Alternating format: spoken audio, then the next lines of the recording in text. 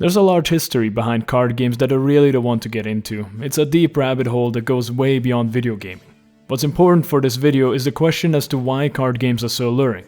What makes them interesting and fun to play? I think to that everyone has their own answer. Some will probably say the stakes, some will say the company, and some will say it's both, and more. Whatever the answer may be, the result is that card games, even in modern times, are far from dying. They have evolved to become much more varied. What used to be a game about kings, queens, and aces has become one about life points, fantastical creatures, and spending an unreasonable amount of money to get the cards you want. Don't take me wrong, the classic card games are as popular as ever. But it can't be ignored how collector's card games have gained so much presence, especially once they hit the digital market. A good example of that is Hearthstone, a CCG or collector's card game created by Blizzard. Many describe it as an entry-level Magic the Gathering with a World of Warcraft twist. I can't say, as I've never played Magic the Gathering. When I was given a choice to play it, I refused, afraid if I went into that scene I'll be signing up for celibacy. I'm kidding. I was busy wasting my money on Yu-Gi-Oh cards, which was arguably just as bad if not way worse, but let's get back to the actual topic. In Hearthstone you can choose to challenge other players, who will inevitably destroy you because their decks are just better. Your choice is to either keep on hitting against that wall until you have enough in-game currency to buy better cards, or to spend real-life money. I understand that there are some Hearthstone players that will now disagree with me saying that there are effective budget decks out there. I accept that, but it still means that you're very limited to only a selective few meta decks without spending money or an unreasonable amount of time. It's a frustrating experience. Even if you have a godly deck and decide to play against other players, what you will inevitably experience is fatigue caused by a stale meta. Players want to win. To win they use the decks that have proven themselves to be effective. Some might enjoy it, and some might not. Either way, I belong to the group that doesn't. Yet still, I kept playing Hearthstone. Why? Not because I wanted to challenge other players, but because Hearthstone had this other, much more interesting side. I learned the ways of the demons and gained their trust. But when the time was right, I returned to my loathsome brother. I needed his power to help me close the portal forever. PvE. Battles against artificial intelligence. Not just that, but battles with special cards, rules, and abilities. Some challenges give you pre-made decks, or even have you fight against environments instead of enemies who hold hands of cards. What makes it much more interesting to me than fighting players is that it rewards the user's ability to adapt to the situation. If you struggle to beat a challenge, you're given a chance to adjust your deck and do better next time, knowing what to expect. Meanwhile, in online battles, you're put up against a random enemy who could be using anything. Instead of having specialized decks, you're forced to create ones that are able to beat every highly played meta deck possible. The other major fun factor to me was the lack of balance. These challenges are more often than not about overcoming an incredibly difficult obstacle. This involved the enemy using cards and abilities that are blatantly overpowered and not a part of the normal game. While it sounds frustrating, what it does is make the victory ever sweeter. The enjoyment players feel with these solo challenges clearly have been picked up by certain video game development studios, igniting a small trend. Card games that are entirely based around single player. Good examples of that are Thronebreaker, Griftlands, and the one I would like to talk about today, Slay the Spire.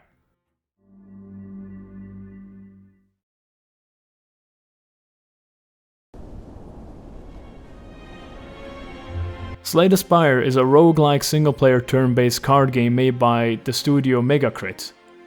Yeah, I've never heard anything about them before either. And when I went to their website, all I saw was advertisement for Slay the Spire. Seems to be the studio's only achievement, but what an achievement it is. More on that later.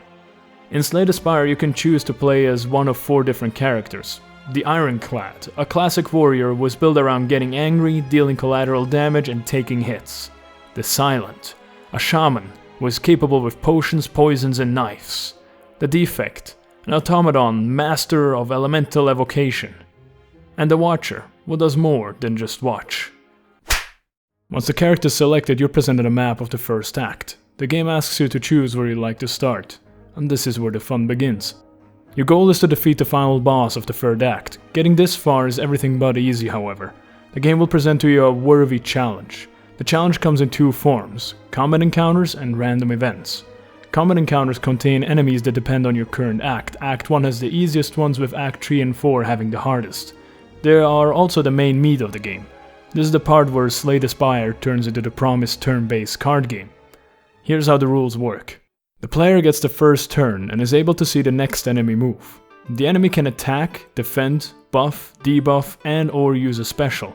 You start off with a limited mana pool of 3. This is the resource that you use for your cards. Every card has a cost, usually scaling up based on power. Every character starts off with strike and defend cards, allowing them to deal flat damage to the enemy or protect themselves from incoming attacks. At the end of your turn, you discard your hand and draw a new one at the start. All discarded and used cards go into the discard pile. Once the draw pile is empty, they get reshuffled back into it. Got all that? Good, because it'll be a part of your final exam. All jokes aside, it's much easier than it might sound and best demonstrated with a bit of gameplay. The opponent, let's call him Steve, has used a buff as his first move, allowing him to permanently increase his attack damage with every turn. This means that if I don't kill Steve quickly, his power will end up overwhelming me. He's a clever bird, man, and will continuously attack me with the hope that I waste my turns on defense. I have two good choices here. Either I can keep attacking him with all strikes I have, allowing myself to take whatever damage he can do to me before he gets defeated, or I use a combination of defense and offense to save as much of my health as possible. After all, it will be carried over to the next battle, and who knows how difficult that will be. This is just a tutorial level enemy, and as you can see, there's already quite a selection of choices that can be made. And it doesn't end there. Once a combat encounter has been successfully completed, you can choose between 3 character-specific cards to add to your deck. What's important here is to choose based on the direction you want to take the deck in. If you chose poorly, you might end up with a dead card in your deck, and if you choose well, the card could become a major part of your strategy. You very likely understand the direction of Slay the Spire now. Every choice has consequences, regardless of whether you're in combat or not. A good demonstration of that are event encounters. They have a chance of occurring when your character lands on a question mark and can range from being purely beneficial to very harmful.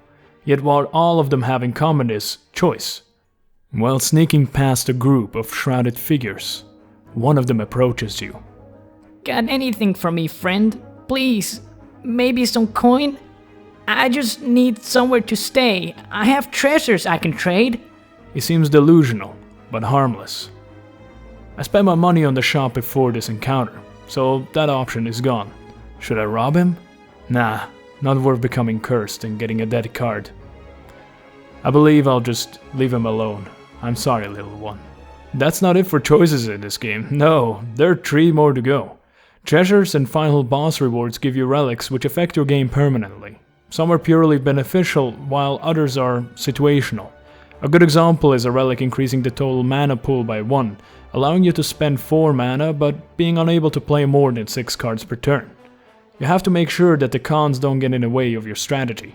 Then there's the shop, where you can purchase new cards, relics, and remove cards from your deck. Last but not least are camps. When arriving at one, you're given a choice to either rest and get back some of the lost health, or to upgrade one of your cards, increasing their damage or decreasing their mana cost, for instance. As you can see, there are a lot of choices. Where do I start? What cards do I play? Which relic should I choose? Do I recover some of my health, or do I upgrade a card? Every decision matters, as every single one could come back to bite you. Filling up your deck with useless cards will make it more difficult to get better ones, and not resting could mean that your next combat encounter will kill you. A good test on whether you have made the right choices are the bosses at the end of each act. They are massive difficulty spikes and are often run killers. With good strategy and even better decks, they can be overcome, however. This is the beauty of this game, and why I could not stop playing it. Every victory feels achieved, and every loss makes me want to go for another round, because I know that my own decisions led me to this end. The characters and cards allow for a wide array of different viable strategies. You could go with a forever increasing strength build on the Ironclad, becoming what Steve always wanted to be. Or how about a perfect strike build, a card which becomes stronger the more strikes you have in your deck. There are many more possibilities on the Ironclad, but I don't want to spoil the fun. What about the other characters? How are they, you might be asking? The defect is able to use elements, which have passive effects each turn or active ones if you invoke them, by either using a card that specifically does just that, or by rotating them out of the elemental slots. An example would be a lightning orb that passively deals damage to an enemy every turn, and when invoked, deals much more of that in an instant. Or ice, which gives block each turn and more when invoked. You get the gist. I know this sounded a bit complicated, but it's a fairly easy concept to grasp when you get into it. The defect is the most interesting class, thanks to that elemental management, and one I always happily pick. The Watcher is all about stances. She can enter a Calm stance, which when exited gives 2 mana, a Wrath stance, which increases damage dealt as well as received times 2, and the best of all, Divinity, increasing damage times 3 for 1 turn. Potty, don't fail me now! Kaioken times 3!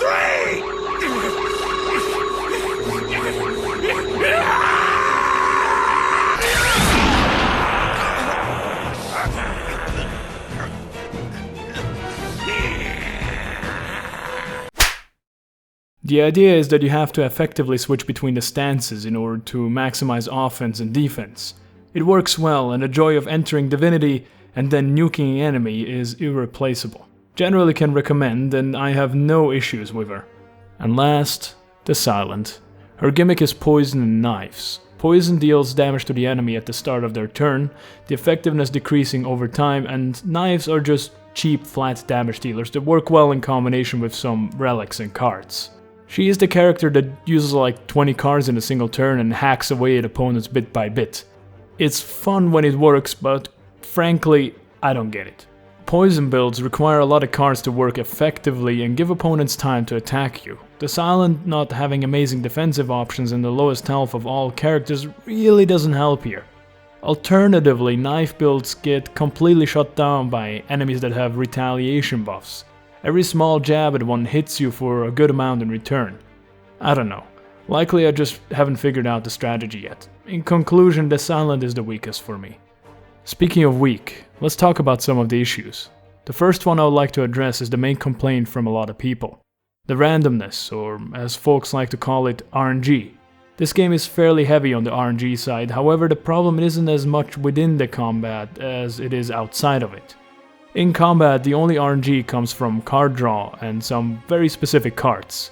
Enemies are consistent in strategy and their moves can be entirely predicted from pure experience. The card draw RNG isn't even that much of a problem as the game allows you to remove cards from your deck, effectively thinning it and increasing the chance to receive the cards you want. The problem is what comes before and after. Which combat encounter you receive is random based on a list for the act you're in. Means you could get screwed over if the enemy happens to counter your deck. Once a combat encounter is finished, you're presented with 3 randomly selected class cards, which could all be bad if you're unlucky. It's inconsistent. Additionally, the cards the shop sells have a rule like 2 power cards, but they can be any power cards from the character-specific pool. It's random. Same goes for the question mark events. There's a chance they are combat encounters instead of the traditional pick your outcome events. Even then, it's a randomly chosen one from a list of possibilities. To get to the point, if you're unlucky, the randomness can screw you over. So the argument that a lot of users present is absolutely valid. Does it bother me personally? Nah, not really. I can understand how the randomness can mess over your strategy, especially if you're trying to build a specialized deck. But it doesn't bother me that much because I know that it's a requirement to give the game a fresh flavor after a reset. Plus, the developers have put in consistent rules the game has to follow in order to reduce the randomness. As mentioned before, the shop will always cover certain categories of items, regardless of how many times you find one, and the combat itself is as fair as card games can be. But the argument, if presented by a player, definitely can't be dismissed. The game has RNG, and it's a fair point not to like the game because of it. My personal suggestion to the developer would be to add a game mode that would allow people to run their own fully customized decks, removing the main frustration of the randomness. Naturally, difficulty should be adjusted appropriately. Now onto some of my personal gripes. The first one being animations. I understand that Spire was initially a low-budget game, but After having sold more than 1.5 million copies, I would love to see some of that money being put towards improvements of the underwhelming animation feedback, especially from attacks. Let me give you a comparison of what I mean. Here's how a high damage attack looks like in Hearthstone.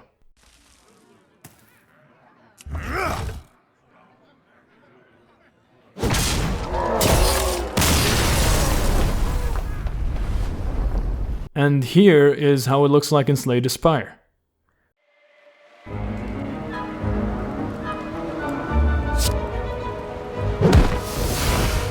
Pathetic is a kind way of describing it. This goes for every card in a game. Like here, the card called Demon 4. Sounds cool, right? Becoming some kind of all-powerful demon that makes enemies shiver in fear. Can't wait to use it.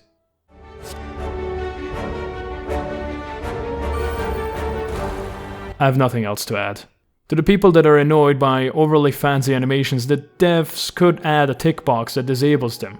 This way we both are happy. The other gripe I have is that the game could use more question mark events. Based on the wiki, there are about 16 total right now, split between 3 acts, the 4th one not having any. While 60 sounds like a good amount, you have quickly seen them all after only a handful of runs. Luckily, the game has mod support with a dedicated community that went through the effort to add more events, acts, and enemies. Still, we'd love to see some official additions. However, don't misunderstand my last point as there not being much content. I played about 25 hours of Slay the Spire and have yet to delve into the Ascension modifier, which allows for even greater challenge, as well as the daily and custom runs, which have mutators potentially causing quite some chaos. That'll be it. Although the game has its fair amount of issues, none of them really stood in the way of me being able to enjoy it, and they likely won't for you either. Megacrit has probably developed the best single-player roguelike card game ever. It's fun, it's rewarding, and it's challenging. It presents the player with significant choices and even more significant consequences. It respects the player's intelligence, as well as ability to learn and adapt. If you have, or still do enjoy playing card games like Magic, Yu-Gi-Oh!, Hearthstone, and Gwent, then do yourself the favor and give Slay the Spire a shot. I certainly don't regret it.